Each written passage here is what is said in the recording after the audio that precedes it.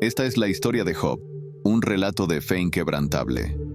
En un rincón del mundo antiguo, en la tierra de Uz, vivía un hombre llamado Job. Era un hombre intachable, recto y profundamente devoto a Dios. Su vida era un reflejo de virtud y justicia. No solo era rico en fe, sino también en bienes materiales. Poseía vastos rebaños de ganado, camellos y ovejas, y una familia numerosa con 10 hijos a quienes amaba profundamente. Su nombre era respetado en toda la región, y su vida parecía la perfecta bendición de Dios sobre un hombre fiel. Job no solo era próspero, sino también diligente en su devoción. Cada día, oraba por sus hijos, ofreciendo sacrificios por si acaso alguno de ellos hubiese pecado. Job vivía con un corazón limpio, confiando en que sus actos eran gratos a los ojos de Dios. Mientras tanto, en un lugar mucho más elevado en el cielo, se llevaba a cabo un concilio. Los hijos de Dios, los ángeles, se presentaron ante el Señor, y entre ellos estaba Satanás, el acusador. Dios, orgulloso de su siervo Job, le preguntó a Satanás: ¿Has considerado a mi siervo Job? No hay nadie como él en la tierra, un hombre íntegro y justo, que teme a Dios y se aparta del mal. Satanás, con su característica desconfianza, replicó: ¿Acaso Job teme a Dios sin motivo? Tú has puesto un cerco de protección a su alrededor, a su familia y todo lo que tiene. Lo has bendecido con riquezas, y por eso te es fiel. Pero si extiendes tu mano y tocas todo lo que posee, verás cómo te maldice en tu propia cara. Dios, confiado en la fidelidad de Job, permitió a Satanás probarlo, pero con una condición: no tocar su vida. Satanás se dispuso a ejecutar su prueba. En un solo día, Job perdió todo lo que poseía. Un mensajero llegó corriendo hasta su hogar y le informó que los sabeos habían atacado sus rebaños de bueyes y asnos, matando a los siervos que los cuidaban. Antes de que el mensajero terminara de hablar, otro llegó con peores noticias. Fuego cayó del cielo, consumiendo sus ovejas y los pastores. Y como si no fuera suficiente, otro mensajero informó que una banda de caldeos había saqueado sus camellos. Finalmente, un cuarto mensajero trajo la noticia más devastadora. Un fuerte viento golpeó la casa donde estaban sus hijos, y la casa colapsó, matándolos a todos. El dolor que Job sintió era indescriptible. En un instante, había perdido todo lo que le importaba en la vida. Su riqueza, su sustento, su familia, todo se había desvanecido. Sin embargo, en lugar de maldecir a Dios, Job se postró en tierra, rasgó sus vestiduras en señal de duelo y exclamó: «Desnudo salí del vientre de mi madre y desnudo volveré. El Señor dio y el Señor quitó. Bendito sea el nombre del Señor». Satanás actuó de inmediato, infligiendo a Job con llagas dolorosas desde la cabeza hasta los pies. Job, ahora despojado de su salud, se sentaba en cenizas, rascándose con un trozo de cerámica rota para aliviar el insoportable dolor de su piel ulcerada. En este punto, hasta su esposa, en su propia desesperación, lo incitó a renunciar a su fe. ¿Todavía mantienes tu integridad? Maldice a Dios y muere. Pero Job, aunque dolido y deshecho, se mantuvo firme en su fe, respondiendo: ¿aceptaremos el bien de Dios y no el mal? A pesar de su sufrimiento físico y emocional, Job no pecó ni maldijo a Dios. Al enterarse de las desgracias de Job, 3 de sus amigos, Elifaz, Bildad y Zofar, vinieron a consolarlo. Al verlo de lejos, casi no lo reconocieron. Se sentaron con él en silencio durante 7 días, compartiendo su dolor. Sin embargo, después de este tiempo, sus amigos comenzaron a hablar, convencidos de que Job debía haber pecado gravemente para merecer tal castigo. Insistieron en que debía arrepentirse y buscar el perdón de Dios, pero Job defendió su inocencia, asegurando que no había hecho nada que justificara tal sufrimiento. Una larga serie de discursos siguió, en los cuales sus amigos continuaron argumentando que el sufrimiento era el resultado del pecado.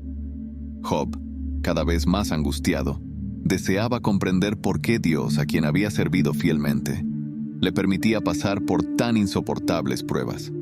Anhelaba una audiencia con Dios para plantear sus preguntas. Finalmente, después de muchas discusiones, Dios mismo se apareció en medio de una tormenta para hablar con Job.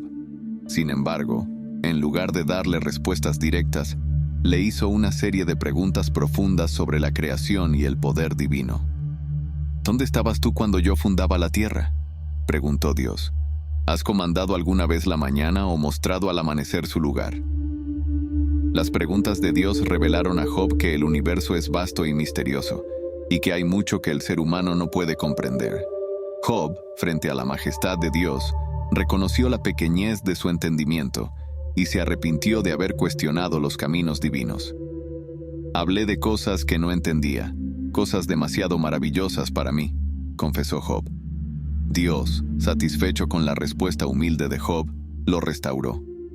Le devolvió el doble de todo lo que había perdido, más ganado, más riqueza, y le dio una nueva familia, con otros 10 hijos. Los últimos días de Job fueron más bendecidos que los primeros, y vivió una vida larga y plena. La historia de Job es un poderoso recordatorio de la naturaleza misteriosa del sufrimiento y de la fe. Aunque Job nunca recibió una explicación clara de por qué sufrió, su experiencia mostró que la fe no depende de las circunstancias.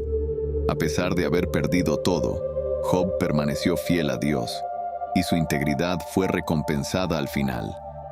El mensaje central es que, aunque no siempre entendamos los caminos de Dios, la fe inquebrantable puede sostenernos incluso en los momentos más oscuros de nuestras vidas.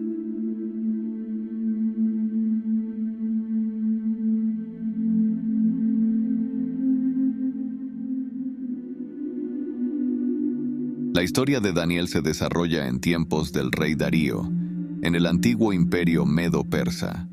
Daniel, un hombre sabio y devoto, había sido exiliado de su tierra natal y llevado a Babilonia como prisionero, pero su dedicación, su inteligencia y su fe en Dios lo habían hecho destacar. Bajo el mandato de Darío, Daniel fue nombrado como uno de los 3 gobernadores encargados de supervisar todo el reino. El rey Darío pronto se dio cuenta de la capacidad excepcional de Daniel y pensó en ponerlo a cargo de todo el imperio. Esta decisión despertó la envidia de otros altos funcionarios y sátrapas, quienes buscaron una manera de deshacerse de él. Sin embargo, no encontraron ninguna falta en su comportamiento o su administración. Daniel era un hombre recto, fiel tanto en su trabajo como en su devoción a Dios. Desesperados por deshacerse de Daniel, los enemigos idearon un plan. Sabían que la única manera de atraparlo sería utilizando su fe contra él. Se acercaron al rey Darío con una propuesta engañosa. «Oh rey, hemos acordado que debes emitir un decreto que prohíba a cualquier persona, durante los próximos 30 días, orar a cualquier dios o humano, excepto a ti. Aquel que viole este decreto será arrojado al foso de los leones». El rey, sin darse cuenta de las verdaderas intenciones detrás de la propuesta, firmó el decreto, que no podía ser revocado según las leyes de los medos y los persas. Cuando Daniel escuchó sobre el decreto, sabía lo que estaba en juego, pero su fe en Dios era inquebrantable. Como lo había hecho cada día, subió a su habitación, abrió las ventanas que daban hacia Jerusalén y se arrodilló 3 veces al día para orar y dar gracias a Dios. Sabía que lo estaban observando, pero no tenía miedo. Los enemigos de Daniel lo vieron orar y corrieron a informar al rey. Recordándole el decreto, le dijeron: «Daniel, ese exiliado judío, ha violado tu mandato. Lo hemos visto orando a su Dios». El rey Darío, al escuchar esto, se dio cuenta de que había sido engañado. Aunque apreciaba a Daniel y no quería hacerle daño, la ley no podía ser revocada. Durante todo el día, el rey buscó una manera de salvar a Daniel, pero no había escape. Finalmente, al caer la noche, el rey Darío no tuvo más remedio que ordenar que Daniel fuera arrojado al foso de los leones. Pero antes de hacerlo, el rey, lleno de tristeza, dijo: «Que tu Dios, a quien sirves continuamente, te libre». Los guardias arrojaron a Daniel al foso y una gran piedra fue colocada sobre la entrada, sellada con el sello del rey. Darío regresó al palacio, pero no pudo dormir esa noche. No quiso comer ni disfrutar de la música. Su mente estaba con Daniel temiendo lo peor. Al amanecer, el rey se levantó apresuradamente y corrió al foso de los leones. Con voz temblorosa, llamó: «Daniel, siervo del Dios viviente, ¿ha podido tu Dios salvarte de los leones?». Para su asombro, una voz tranquila y firme respondió desde dentro del foso: «Oh rey, vive para siempre. Mi Dios envió a su ángel y cerró la boca de los leones. No me han hecho ningún daño porque fui hallado inocente ante él, y tampoco he cometido ningún mal contra ti, oh rey». Lleno de alegría, el rey Darío ordenó que sacaran a Daniel del foso. No había ni un rasguño en su cuerpo. Dios había protegido a su siervo fiel. El rey, impresionado por el poder del Dios de Daniel, emitió un nuevo decreto, ordenando a todos en el reino temer y reverenciar al Dios de Daniel, reconociéndolo como el Dios vivo y eterno, cuyo reino no tiene fin. Los enemigos de Daniel, los que habían conspirado contra él, fueron castigados. Darío ordenó que ellos, junto con sus familias, fueran arrojados al mismo foso de los leones, donde no hubo milagro para protegerlos. Daniel continuó prosperando bajo el reinado de Darío, y luego bajo el gobierno de Ciro, siempre fiel a su Dios, quien lo había salvado en su hora más oscura. Su historia ha sido contada durante siglos como un ejemplo de fe inquebrantable y de la justicia divina. La historia de Daniel en el foso de los leones es una lección sobre la importancia de mantener la fe, incluso cuando las circunstancias parecen desesperadas. Daniel podría haber renunciado a sus oraciones, cediendo al decreto del rey, pero prefirió seguir siendo fiel a Dios, sabiendo que solo Él podía salvarlo. La historia nos recuerda que, aunque enfrentemos pruebas difíciles, la fe puede sostenernos, y la justicia divina prevalece, aunque a veces de maneras que no esperamos.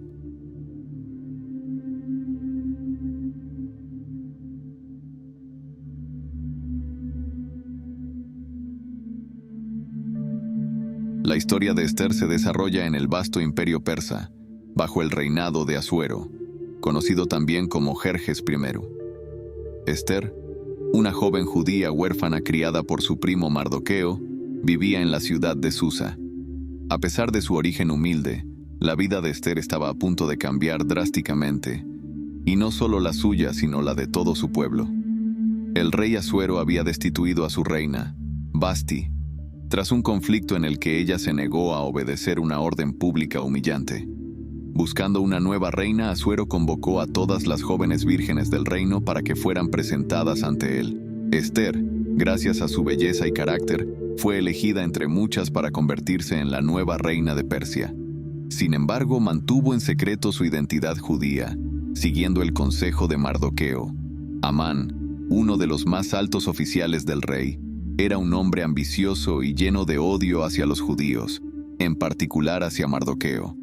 Amán había obtenido un poder inmenso y esperaba ser reverenciado por todos. Sin embargo, Mardoqueo, fiel a sus creencias y a su Dios, se negaba a inclinarse ante Amán. Este acto de desobediencia personal enfureció a Amán, quien decidió no solo castigar a Mardoqueo, sino exterminar a todo su pueblo, los judíos, del imperio persa. Amán fue ante el rey Asuero y, utilizando su influencia, convenció al rey de firmar un edicto ordenando la destrucción de los judíos en todo el imperio. El decreto fue sellado con el anillo del rey y se fijó una fecha para la masacre. Los judíos, al enterarse de esto, cayeron en el luto y la desesperación, sabiendo que su destrucción estaba cerca. Cuando Mardoqueo supo del edicto, envió un mensaje a Ester, pidiéndole que intercediera ante el rey en nombre de su pueblo. Sin embargo, Ester sabía que presentarse ante el rey sin ser convocada podía significar la muerte, pues era una ley inquebrantable en Persia que cualquier persona que se acercara al rey sin ser invitada sería ejecutada, a menos que el rey extendiera su cetro en señal de gracia. A pesar del peligro, Mardoqueo le envió un mensaje lleno de convicción. no pienses que escaparás en la casa del rey más que todos los judíos. Si callas en este tiempo, liberación y rescate vendrán de otra parte para los judíos, pero tú y la casa de tu padre perecerán. Y quién sabe si para esta hora has llegado al reino. Esther, comprendiendo la gravedad de la situación y la responsabilidad que recaía sobre sus hombros, decidió arriesgar su vida para salvar a su pueblo. Ordenó que todos los judíos en Susa ayunaran y oraran durante 3 días por ella, y ella haría lo mismo. Tras estos 3 días, Esther se preparó y se presentó ante el rey. Cuando el rey vio a Esther en su corte, en lugar de condenarla, extendió su cetro dorado, mostrándole favor. El rey le preguntó cuál era su petición, prometiendo que le concedería lo que deseara, incluso hasta la mitad del reino. Esther, con gran sabiduría, no reveló inmediatamente su petición. En su lugar, invitó al rey y a Amán a un banquete privado que ella misma organizaría. Durante el banquete, el rey repitió su oferta de concederle cualquier cosa que pidiera. Sin embargo, Esther pospuso nuevamente su revelación y los invitó a un segundo banquete al día siguiente. Esa noche el rey Asuero no pudo dormir y pidió que le leyeran las crónicas de su reinado. Al hacerlo, descubrió que Mardoqueo había salvado su vida tiempo atrás, al descubrir un complot contra él, pero nunca había sido recompensado por ello. Al día siguiente, cuando Amán vino a visitarlo, el rey le preguntó: ¿qué debe hacerse con el hombre a quien el rey desea honrar? Amán, pensando que el rey se refería a él, sugirió una gran ceremonia, en la cual el hombre debería ser vestido con las ropas reales, montado en el caballo del rey y llevado en procesión por la ciudad. Para su sorpresa, el rey ordenó que Amán hiciera esto con Mardoqueo. Amán, humillado, obedeció, pero su odio hacia Mardoqueo creció aún más. En el segundo banquete de Esther, el rey volvió a preguntarle cuál era su petición. Esta vez, Esther reveló su verdadero propósito. Si es hallado favor ante tus ojos, oh rey, y si es del agrado del rey que se me conceda la vida y la vida de mi pueblo, porque hemos sido vendidos, yo y mi pueblo, para ser destruidos, exterminados y aniquilados. El rey, conmocionado, preguntó quién había hecho tal cosa. Esther señaló a Amán, quien palideció de terror. El rey, furioso, salió al jardín para calmarse. Mientras tanto, Amán suplicaba a Esther por su vida. Cuando el rey regresó y vio a Amán arrodillado junto a Esther, creyó que estaba tratando de atacarla y ordenó su ejecución. Amán fue colgado en la misma horca que había preparado para Mardoqueo, y el rey emitió un nuevo edicto que permitía a los judíos defenderse de sus enemigos. El día señalado para la masacre, los judíos armados y preparados derrotaron a sus enemigos en todo el imperio. El pueblo judío fue salvado gracias al coraje y la sabiduría de Esther, quien arriesgó su vida para interceder ante el rey. El evento se celebró con gran gozo, y la festividad de Purim fue instituida en conmemoración de esta salvación. La historia de Esther es un relato de valentía, sabiduría y fe. Esther fue colocada en una posición única de poder, y aunque inicialmente temió por su vida, decidió actuar por el bien de su pueblo, confiando en que Dios la había puesto en ese lugar por un propósito mayor. La historia de Esther nos recuerda que, aunque podamos enfrentar grandes desafíos o amenazas, la valentía y la confianza en un propósito superior pueden traer liberación y justicia.